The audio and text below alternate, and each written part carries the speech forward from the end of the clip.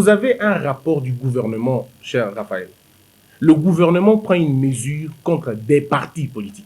Pas que le PPRD, les partis politiques. Ils sont nombreux, ces partis-là.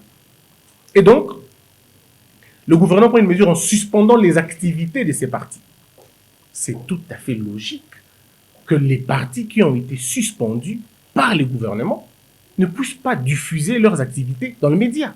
C'est tout à fait normal. Puisque le média, c'est le cercle, c'est le terrain d'exercice, d'expression des partis qui ont été totalement interdits. Je vous pose une question simple. Est-ce que le prisonnier qui a été privé de liberté peut dire qu'on a violé son droit de marche? Non. On n'a pas violé son droit de marche, il est prisonnier, et le fait pour lui d'être prisonnier, son droit là de marcher est totalement suspendu. Pas annulé, puisqu'il s'agit des droits inaliénables. Mais ce sont des droits qui peuvent être suspendus. J'insiste sur la suspension qui est différente de l'annulation ou de la suppression.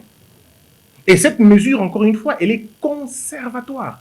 Ça veut dire que c'est une mesure, je ne veux pas dire comme les sociologues, ce n'est pas une mesure précaire, mais c'est une mesure à effet court qui peut être revue à tout moment. Donc on a interdit à aucun Congolais de réfléchir sur la question. Mais par contre, nous avons dit ceci.